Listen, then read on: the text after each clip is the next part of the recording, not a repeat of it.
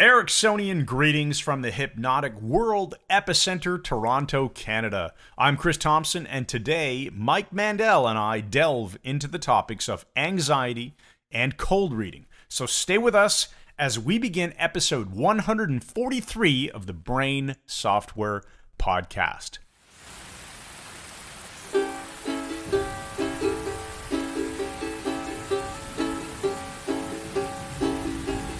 Riders on the storm,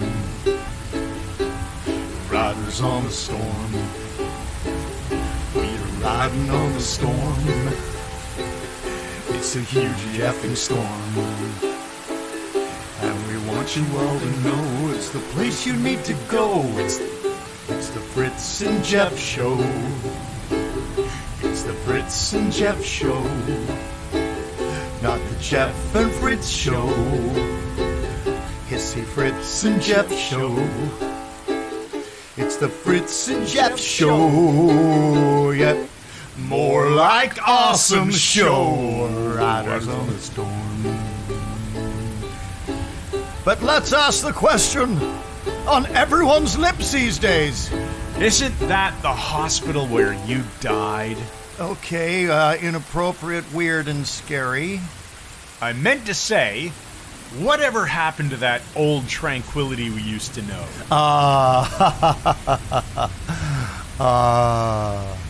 These are days of victory! So join me in welcoming to the microphone a man of great sensitivity, the piratical answer to the question why, the lesser of two evils, Mike Mandel. Yes! Chris, great to be back, buddy. And we've got a lot of cool stuff coming up. Great to get the uke out again. Yes, how's life, man? Things are great. Things are great. You sound worried. We are just continuing on a roll here. We're having a freaking wonderful time recording these podcasts and doing all kinds of crazy stuff. How's your word of the year working out? Bro, I'm glad you asked that. This is not scripted for us today, but it is working extremely well. The word wisdom. I was tempted to use triumph and transform and all these different things. I settled on wisdom. I think it's a really good word because for me, it's a clearinghouse word, meaning it's sort of the center of a hub. So wisdom can guide me to fun. Wisdom can guide me to focus, whatever. And it's been wonderful because there's been a number of times already since I've really thought about this word and breathed it into my being that I've had occasions to go off the rails into stupid discussions and stuff, and I haven't. I've recognized that wouldn't be a wise thing to do right now. It's been very, very interesting. I can see this as a good word because I still have onward and alacrity in the background. That's awesome. So I kept the others. This is the new one being implanted, engraved. Fantastic. Yeah, man. What about you? My word for the year is fun and working out pretty well. So it occurred to me that I'm probably spending too much of my time, whether it be in the morning or into the evening, on, reading books and personal development stuff. And sometimes, my wife will go up and watch a Netflix series that she's really enjoying. And sometimes it's just useful to say, you know what, I'm going to chill tonight and we're going to start watching a new series together. And so we've done a bunch of little TV bits and had fun and taken the dog for more walks. Yeah. I started, of course, resuming volleyball this year, 2020. Like we had the Christmas break, so we stopped playing. Are you the only guy on that team that's like a bunch of beautiful 20-year-old girls or something? No, that'd be awesome, but no, that's definitely not the case at all. And of course, we're gonna go back to jiu-jitsu more often. Yeah, this man, year. I'm going tomorrow. So starting tomorrow night. So that's gonna be great. We're just having a blast, and I'm using also more chances with fun in my reticular activating system as the word. Okay. I'm looking for more opportunities automatically to just laugh at stuff that's not going right. So this can replace, some of your other words that have become sort of automatic, like criticism and lack of sensitivity. I'll give you an example of how I used fun. So right. You and I were texting the other day. Don't go admitting too much. And you told me that you hadn't chosen your word for the year yet. Right. Now, I know you had been going through a few different stresses, and I said, well, how about the word stuck? You just said, you bastard. Yeah, do you remember that? Yeah. And of course, MCA, Michael C. Anthony, sends me one, and I can't remember what he suggested. I told him his word should be chemotherapy. Oh, man, that's just fantastic. So these are the kinds of things that we're doing to have more fun. All right, let's move on. We've got a great podcast here today where we're going to be talking about anxiety and cold reading. Yeah, now, well, we're going to talk about a bunch of stuff, but I want to know what promotions do we have okay, coming we'll up? do So this. I want to then talk about the email from Laura. We'll do this super quick. Okay. So we have our entire Toronto calendar available for registration right now at mikemandelhypnosis.com/events. We have 3 separate 5-day trainings. The Architecture of Hypnosis, that is our flagship 5-day hypnosis certification program, live training in Toronto with Mike and I. And you can take the class in April, in June, or in October. So take your pick. 2 of those, the April and the October dates, happen to line up with our guest trainers that are running weekend classes. On purpose. Right. Or in the case of David Snyder in October, he's running a 3-day class on conversational persuasion and influence. So that's October 24th, 5th, and 6th. Anyway, you can check it all out on our events page. Bob Burns coming in April, David Snyder coming in October, and 3 5-day hypnosis classes with Mike and I. And if you've been wondering whether to come and actually study hypnosis with us, we recommend check out the 5-day. You'll have a week in Toronto, right downtown. We're not at the University of Toronto. We're not at St. Michael's College or Charbonneau Lounge or Brennan Hall at all.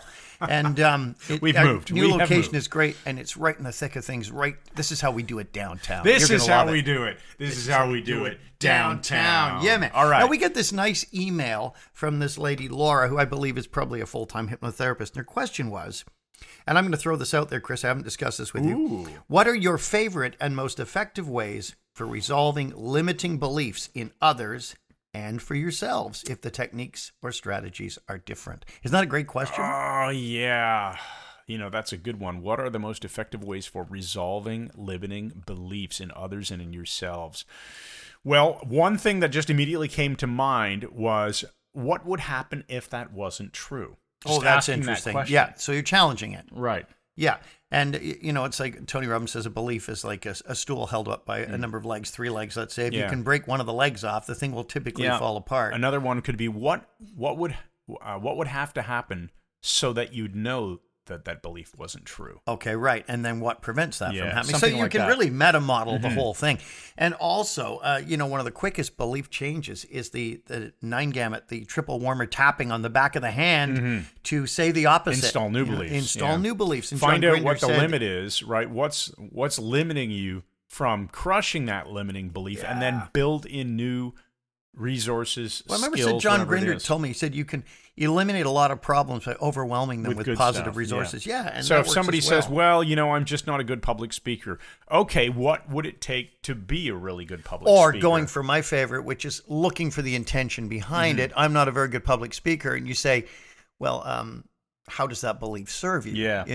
Well, actually, it doesn't serve me. It makes it difficult for me to go and speak in front of people. Or you can put a temporal limit on it. Ooh, I'm getting all posh temporal. You're not a great public speaker. I'm not a great public speaker. Oh, so you're not a great public speaker yet. Right. And how will Throw your life the word change yet when you... at Yeah, something. yeah. And just it reframes the definition in the person's mind. Oh, it's not that I lack the capability. I just don't have it now. Okay, so what needs to happen to build up that capability, whatever it is, right? Right, and also the whole thing of looking at personal history. Was there ever a time you did not have Yeah. that belief? What was different then? Yeah, we get that a lot with weight management, right? My whole family's overweight, so, it's just destined for me to be overweight too. Okay, well, what would have to happen for that to be different? It's such a good question. Again, what are your favorite, most effective ways for resolving limiting beliefs in others and for yourselves if the techniques or strategies are different? And my question for Laura, my empowering question for Laura is, what limiting beliefs underlie the question you asked us? Ooh, that's an interesting one. Ooh. Okay. Are we ready to move on? We are, to buddy. our I've got think tank words for us as well. And thanks for that, Laura. We appreciate the questions and the emails. Think tank words today. The random generator of nouns came up with bowl, B-O-W-L, initiative, and prince. Oh, nice. Gonna party like it's 1999. So bowl immediately makes us think about Las Vegas and the bowling tournament that's coming up. Sorry, I'm singing Prince. You're singing some Prince. No, bowl, actually, I'm just joking around saying. I thought of the bowling tournament, Hypno too. Thoughts always has this bowling tournament that was, I believe it was Scott Sandlin's idea. Which we have won always. Genius, yeah. Well, we claim to have won. Right, sort of the same. Despite not having anywhere near the highest score. No, but we won from attitude. Right, absolutely. Yeah. But bowl. the other thing, more seriously, bowl, being the shape, the dish, a bowl, is something that can contain something that might otherwise become problematic or messy, right? You pour milk onto a plate or a counter, right? You have a mess. You pour milk into a bowl, you have it contained. And we're back to that thing, life is like a bowl of cherries. You know, you got the pits as well. You know what it brings to mind with me, Chris? The Hollywood Bowl. And for a lot of entertainers, that was one of the markers that they would know they had made it if they performed at the Hollywood Bowl, or people who performed on Broadway or something of that nature. So my question is, what is the Hollywood Bowl in your life, listeners, that you'll know that you have made it, that you have achieved what you wanted to this year? And so then we move to initiative, the second word in the think tank. Right. So what initiative do you still need to take that will make the difference? I think initiative is really based upon seeing opportunities and acting on them while there is still a window of opportunity. You know, that's the danger. If we procrastinate, we can miss those windows of opportunity. We can miss our Hollywood Bowl. I think we have to ensure that we tune our reticular activating system to watch for those opportunities and then act immediately. You know, I was thinking we decided not to discuss threshold on this podcast. Yeah, and you are now. But we can very briefly mention it because, to me, once you have threshold, which is there's got to be change, it's got to be mean, it's got to be now, then what's the next step? Initiative. Right, then take action. Right next. So what is the initiative, meaning the very first, like to initiate the change? It's to start it. What's it's to the begin first thing you're going to do? Once you hit this threshold and decide, I need to make this change, I need to make it now, and it has to be me that makes the change. Now, you made a really good point there again, Chris. The very fact of the taking initiative, it doesn't even have to be the idea, the NLP maxim of taking massive action right away to change it. We've discovered in our own business, just start the ball rolling. Making small changes consistently over a period of time can give you immense results. So the initiative to see the opportunities, even the small opportunities, we're back to, you know, take care of the pennies, nickels and pennies, and the dollars will take care of themselves. Seeing those small opportunities and acting upon them right away. One of the things I've taken initiative with this year, Chris, is I've realized I have been deficient as a friend to most of my friendships. Well, I'm glad you brought that up, Mike. Oh, shut up, you're past. It's an intervention, right? Yeah. But I've been deficient in the time I've spent with my friends. He's pointing the microphone. I'm not moving. I'm staying right where I am because I'm at an age where I can. I keep reminding you to talk into the microphone. Yeah, I don't need that because I am talking. Because every time you don't, I'm going to get an email from somebody going, you know, you guys need to do something about your audio. You're always louder than Mike. It's because Mike's not talking into the microphone. So I'm just checking. Anyway, initiative. Yes, it's a great word. It's an important thing, and it's necessary. And I'm taking initiative in keeping in touch with my friends. And when I realized that, I just contacted a bunch of them I hadn't spoken to much in the last year and made the effort to find out about their lives and what was going on. I've been too damn busy just doing my own stuff. And that's all changed. How's your life going, Chris, old friend? You know, I'm glad you asked. Old chum, Batman. Life's going great. Yeah, we've already talked about it. You and I this is too much think tank wording. What about Prince? Okay, Prince. Here's other than the music. Well, that's good. High energy, you know. Yeah. Great high energy music. Okay. But also, if you think about royalty, they're in the limelight and people see everything that not everything, but they're in the public's eye a lot. So people are always judging them. So it's a good thing to remind you that whatever you're doing, you're being judged. So be mindful of that and ask yourself, what is it that you want people to say to themselves? What story do you want them to say to themselves about you? Right? And you can control that with your actions. Talking to the microphone, please. Right. There you go. Your actions are going to control that. So just, you know, like a person from royalty, I was going to say a piece of royalty, like a royal person. The royals have their own piece of problems, royalty. believe me. Let's talk about There you go. anxiety, All buddy, right. because this is probably useful for a lot of people. And This is good. Hopefully, by the time this podcast is out, our anxiety solution product is already out. we put a lot of time into this, reading Rollo May and working with, talking to other therapists and Melissa Tier's stuff, and it's been a great compendium. So, what the heck is anxiety anyway? Well, anxiety, interestingly, it's so closely related to fear, right? So Okay. it tends to be that it's this feeling, it's an actual chemical response in your body to something that is ultimately triggered in the amygdala of the brain. Okay, right? you have to And- feel it, though, don't you, for it to be anxiety? Right, it has to be a feeling, and the amygdala basically is responsible for ultimately triggering it, although it can start elsewhere, which we'll get to. But it has to be a feeling, and it No tapping the desk. typically goes along with accelerated heartbeat, and there's this pounding in the pounding. Now, that's in the when it chest. gets out of control, Yeah, it right? can be nausea. It can be just this nagging sensation that something's not right. Right. How do you describe it? Well, I think you're right. It's related to fear. To me, anxiety is low-level fear, and it can be relentless and can grow into full-on panic attacks, which is the worst possible. I don't mean this is what happens to me. I'm saying this is my sort of way of understanding it. The same way that itching, you're scratching your head right now. I am, yes. Itching I is admit it. low-level pain. Yes. Oh, good point. And Yeah. so anxiety is low-level fear. Yeah. And the wonderful thing about it is a lot is understood now that it wasn't a number of years ago with neuroscience and so on. We now know ways of intercepting anxiety before it gets too bad. Absolutely. And people ask, can it be cured? Now, you and I know I've had these discussions with our good friend Elliot, who's an excellent therapist, and he and I disagree on this point, and we've agreed to disagree purely because he's wrong. But Elliot believes all anxiety can be cured, and his model for this is because he cured his own anxiety.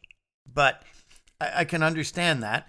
But the difference is I'm a believer that if you are Enneagram type 6, anxiety is so intrinsic to your identity and your very nature, you can only reduce it. You can never, ever get rid of it. Okay, but you still both agree on the idea that even if it can't be eliminated, it can be ultimately Dramatically reduced. Dramatically Yes. managed. Now, I don't want to assume that it's impossible to so-called cure it, because to me, a cure is anything where you take the problem and you make it something that doesn't affect your life anymore in a meaningful way. Okay. So that's good enough as a cure, right? Oh, that's so, fair enough, yeah. Like, for example, if we take it into the health and wellness space, people will argue over whether type 2, not type 1, type 2 diabetes can be cured. And people go, well, you go on a low carbohydrate or a ketogenic diet and you haven't cured it, you're just managing it. Who freaking cares? Yeah. Same thing. The symptoms are gone, right? Right. Or at least they're very, very manageable. Blood spikes are, blood glucose spikes are tiny, and, the people don't have to take drugs anymore. Whatever it is. They're just like,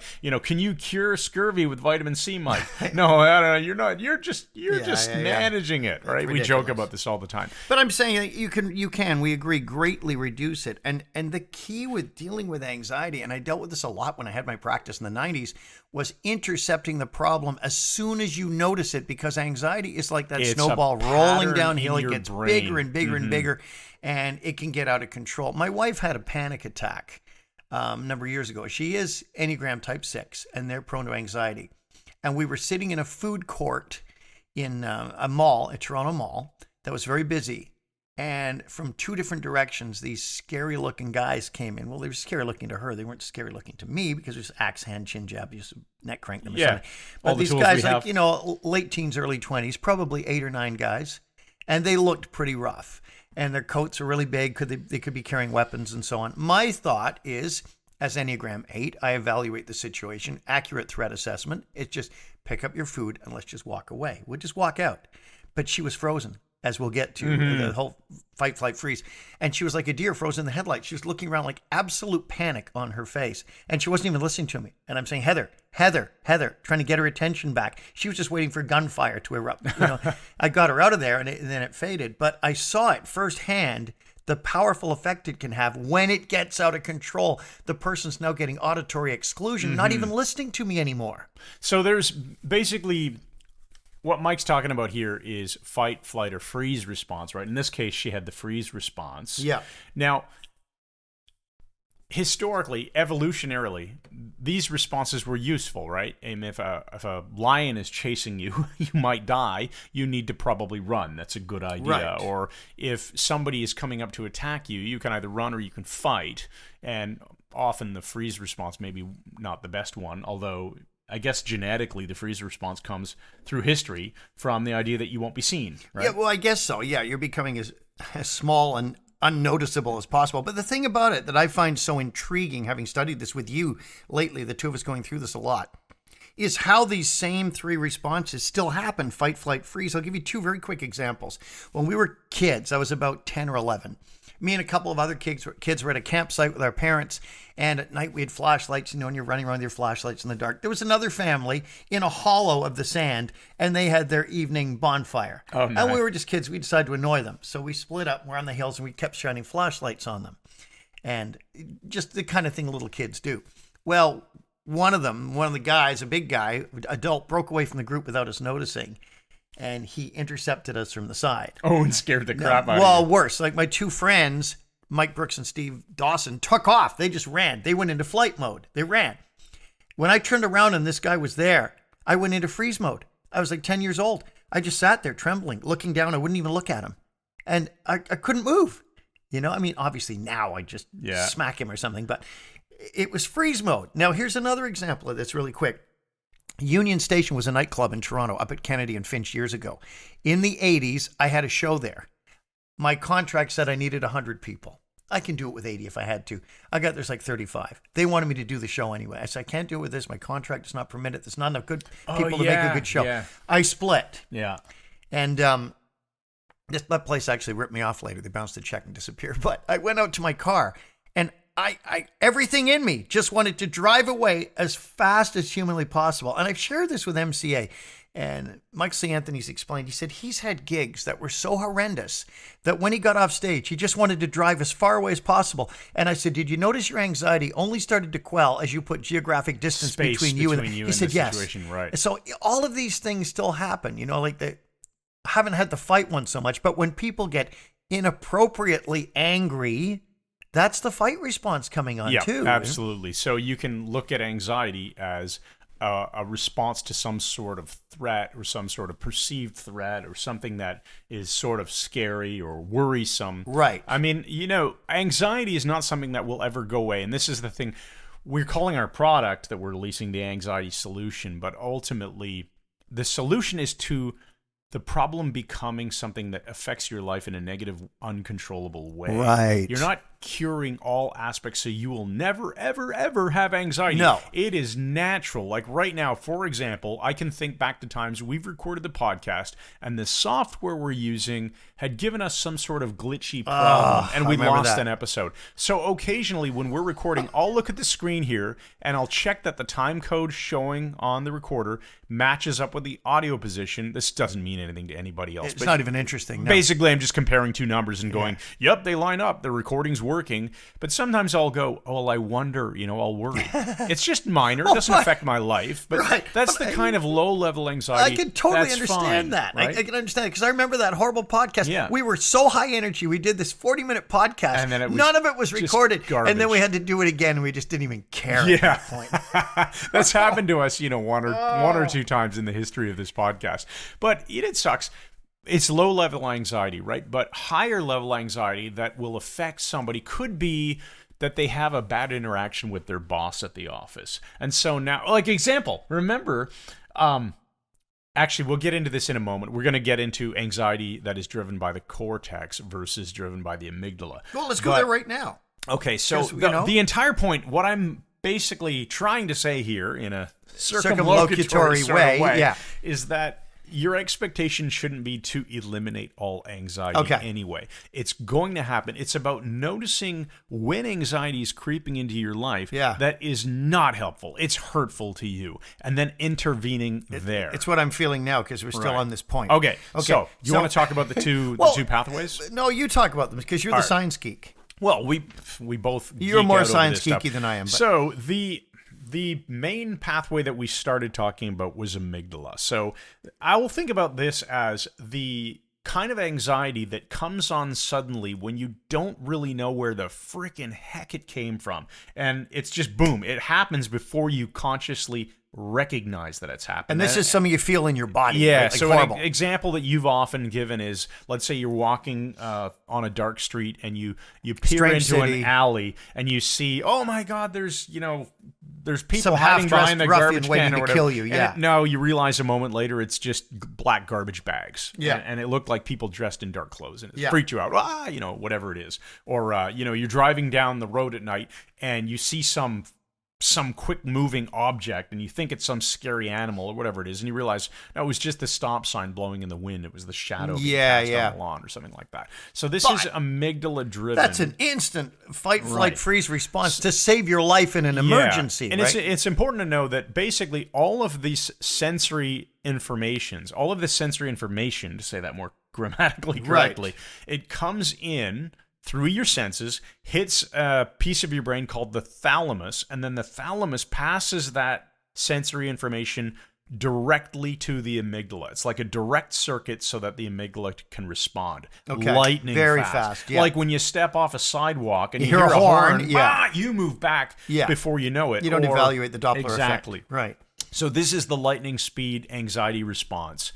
And it'll cause you to move, or in the case of stepping off the sidewalk and hearing the horn, you'll back up instantly. You're not going to freeze from that. Boom, you will save your life.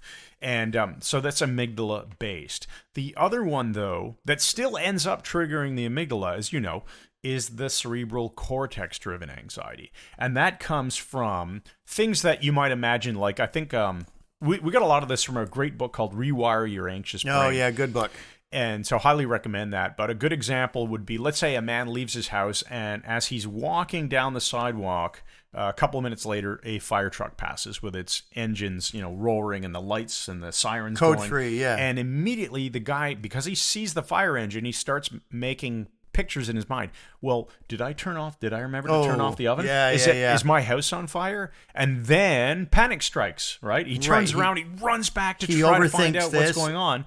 Right. So that's an example of cortex driven, because you start making pictures in your mind and asking yourself questions. And as we know from hypnosis and NLP, anything that you vividly imagine, your brain can't differentiate between things that are vividly imagined, and things that are completely things real. that are actually real. So your amygdala responds as if this has actually happened. And thinking these crazy things through can cause a horrible response. Right. You know, Chris, there was one woman, this example is in our anxiety product our anxiety relief product, really, Solutions.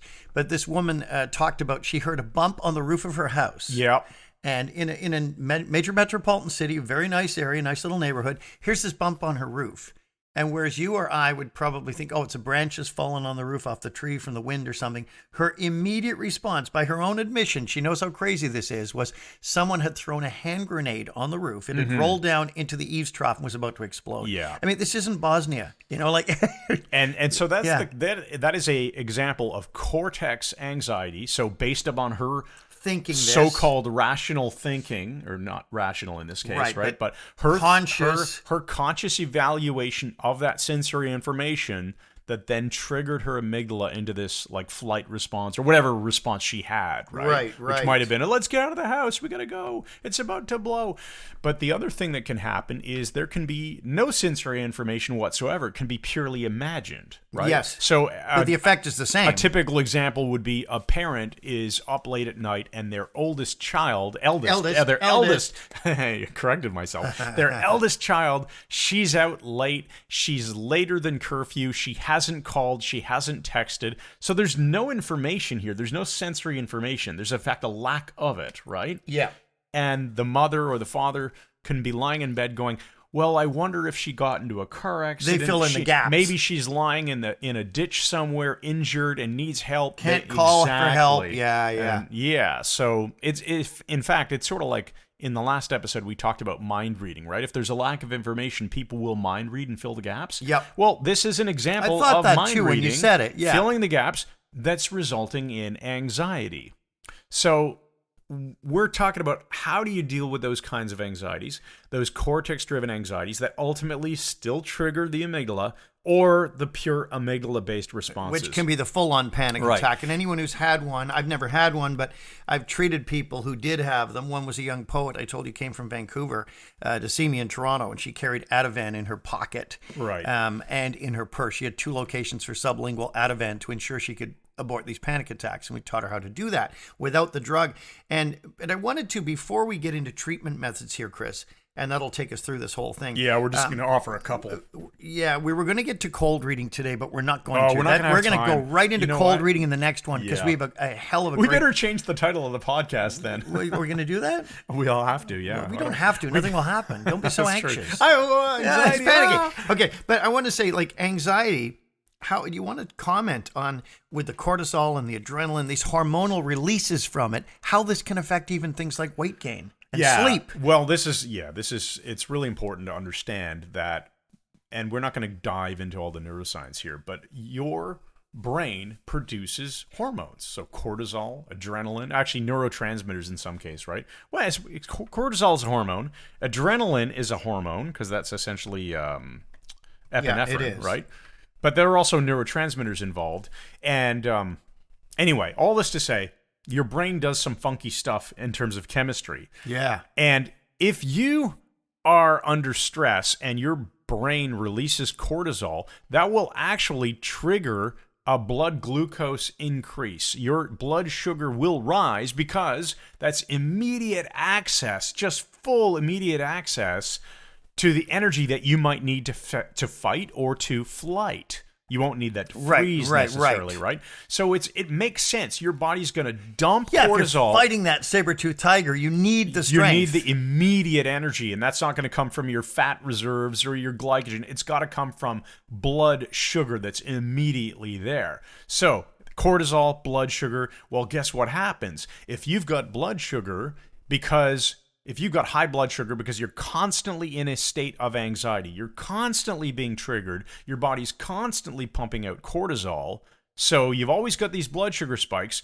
Gee, do you think that might stop your body from being able to use fat as a fuel and therefore probably hurt your ability to lose weight? Yes, absolutely. Might it screw up your ability to sleep? Of course it can. So getting anxiety under control is really important for to general living a health, good quality like general life. health. You know, and that's a perfect time, Chris, because we have a message from our sponsors. Are you sick and tired of those dirty old socks cluttering up your bedroom floor? Are there just too many between meal snacks that are packing on the pork pounds? Do you feel like some of your relatives, whether blood or marriage, need to be wrapped up in a heavy plastic film and shipped off to Manitoulin Island? If you find any of the preceding questions to be disturbing or alcohol-inducing, we have a product for you.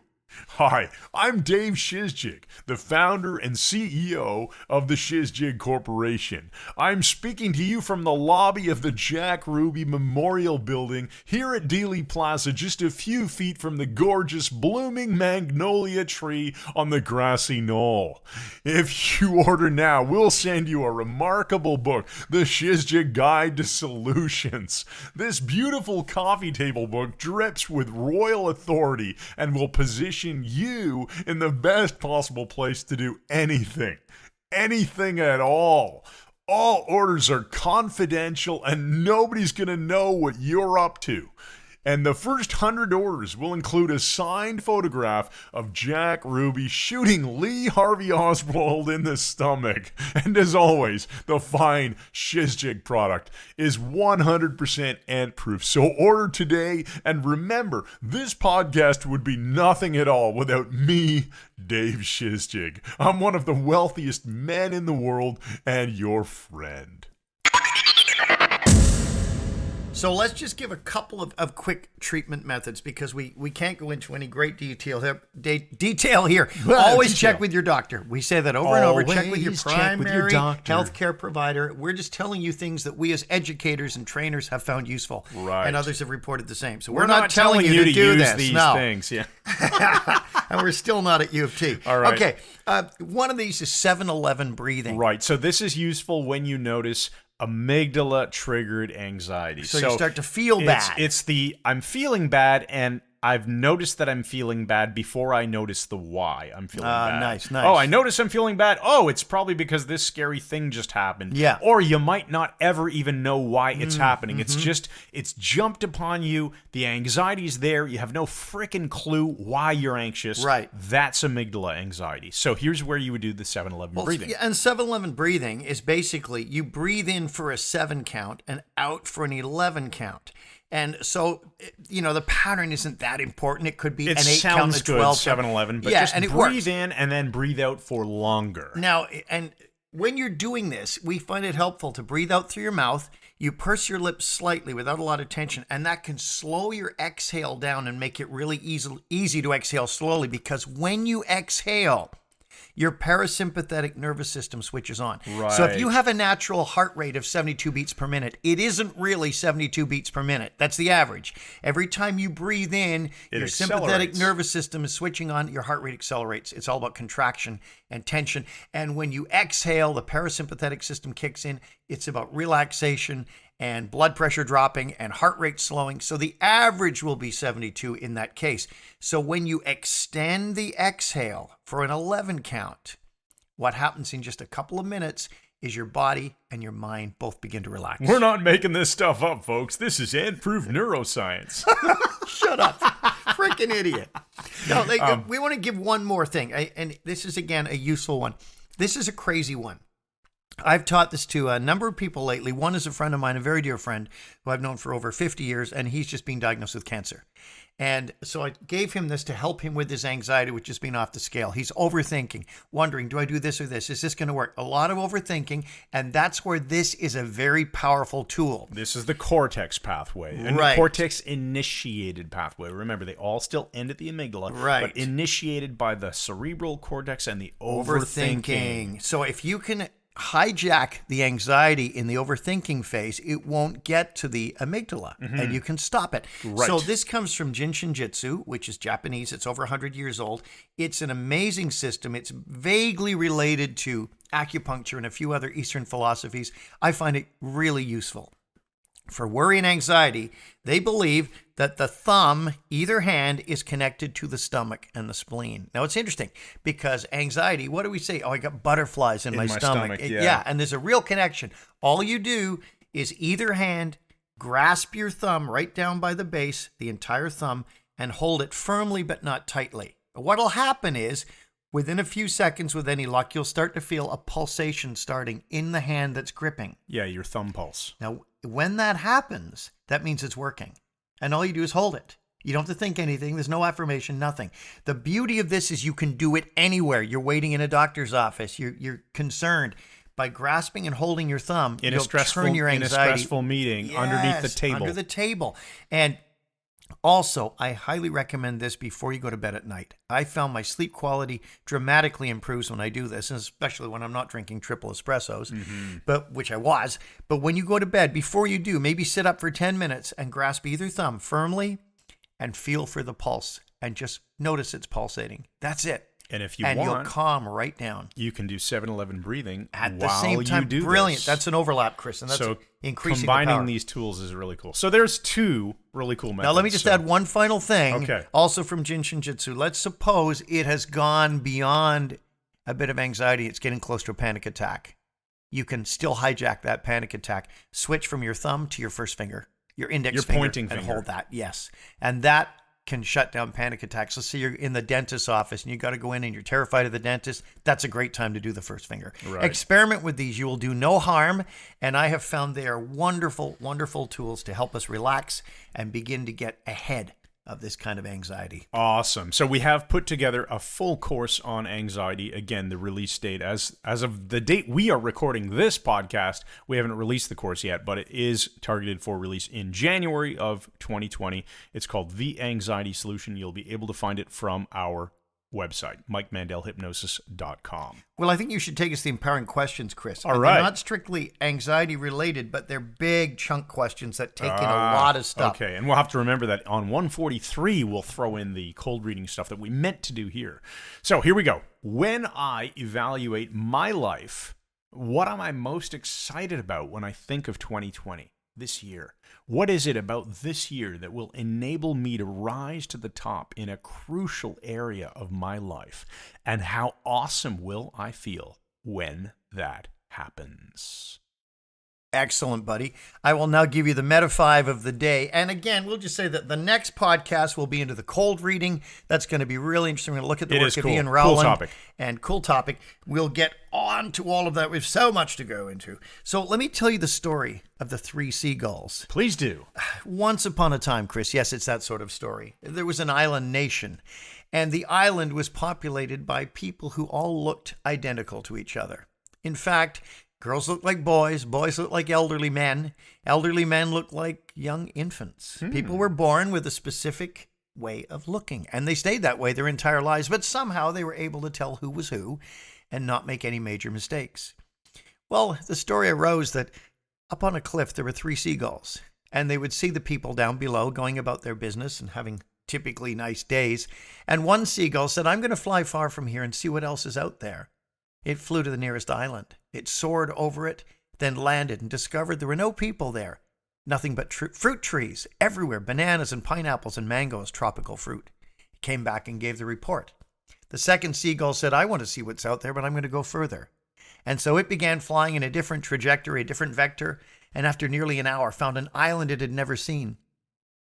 But it didn't land because when it looked down, it saw the island was full of Komodo dragons, enormous lizards with poisonous saliva that were very, very dangerous. So it wisely stayed away, and it came back, and they said, "What did you see?" He said, "Only fruit trees, pineapples, bananas, and mangoes." And the third seagull said, "I must see this for myself. If there's only fruit trees out there." He took off in another direction. And after flying nearly 2 hours in exhaustion, he found a third island, and he landed. He landed on the tallest mountain. And below him, as he was just putting his feet down on the ground, he saw 2 seagulls looking up at him. And one of them said, "What did you find?" Thanks, everybody, for listening to episode 143 of the Brain Software Podcast. I'm Chris Thompson, and that was Mike Mandel. Hurrah! All right. Make sure you check out MikeMandelHypnosis.com/events and plan to get your butt to Toronto, where you will have the absolute frickin' time of your life. Yeah, man. All right. We'll talk to you again in the next episode. Thanks again. And good night! Mr. Thompson, I will tell you a most wonderful story of Dennis Bryce Morgan and the bat. The bat? No, I don't think I heard this wonderful story. This was about the beginning of 1917, I remember. We'd had a fair bit of rain in the trenches. It was rather miserable. And Henry Squatter was coming back from a couple of days' leave, and as he walked towards Bryce Morgan's hut, he could hear raucous laughter from within. Laughter, just so loud. And he got there and he could hear them all chanting and talking. And they were sitting around a table, this big oak table. Well, not much of a table, really. A couple of sheets of brown paper stapled together, painted with vinegar. And he said, "Well, what's going on here?" They said, "Oh, Bryce Morgan's just been naming all of the johnnies in order in record time. He's the only man in the world can do this." And Squatter said, "Well, how many are there?" He said, "Oh, there's 7. And he said, "Well, let's hear it, Bryce Morgan." He said, "Well, there's Johnny Bortman, Johnny Latham Niotswo, Johnny Brookman Ding T. Larciar, Johnny Suleiman Clast Philo Erev Johnny Tabby Q Tobacco Buptanozwan, Johnny Hitler, and Johnny Blickerton Kurt Tepperwein Stentorin Alaklaka." And the men all applauded again. And he said, "I'm the only man in the world can do this." And Squatter said, I think I could probably learn to do it, Bryce Morgan." He said, "I don't think you could, Squatter," which of course was the entire point. Bryce Morgan said, "I bet money you cannot name all the johnnies." Squatter said, "Are you serious? Would you bet me even money and give me a week to practice?" He said, "Certainly I would." He said, I'd do better than that, Squatter. I'd give you 10 to 1 odds you'll never be able to do it on any amount of cash. Squatter was quite perked about this. He's a clever chap. And he left, and he went and rehearsed. He was constantly just walking about going, Leif Imniot's, Wo, Brookman, Ding, Tilasia, and he thought he had it all down. Well, the following Sunday night, they were all in the hut laughing again. They were serving a roast turkey. It was a lovely meal. It wasn't really a turkey. It was a brown paper bag stuffed with brown paper and sprayed with vinegar and a few staples in it. That was the thought that counted. And he came in and Bryce Morgan said, you're back, Squatter. You've decided to give up, have you? He said, no, Bryce Morgan. He said, I've been to London. I've been to the bank and I'm taking you up on your offer. The chaps here will agree. You said any amount I put down, you'd give me 10 to 1 odds to name all the Johnnies. He said, that's quite true, Squatter. For once, Bryce Morgan looked a bit nervous. I've never seen that in my life. Squatter thumped down a bundle of money on the turkey bag made of paper, and he had £1,000. He said, I borrowed £1,000 against my army pension. He said, I bet you 10 to 1 odds I can name all the Johnnies. Bryce Morgan said, you've only got one chance at it. He said, I know, I'm ready. So we all gathered round and he said, begin. And Squatter said, Johnny Bortman, Johnny Leif Imniot Wo, Johnny Brookman Ding Tilasia, Johnny Suleiman Clast Philo Aravwantave, Johnny Tabby Q Tabakiu Buptanozawan, Johnny Hitler, Johnny Bleckerton Kurt Teppervine Stentorian Alaklaka.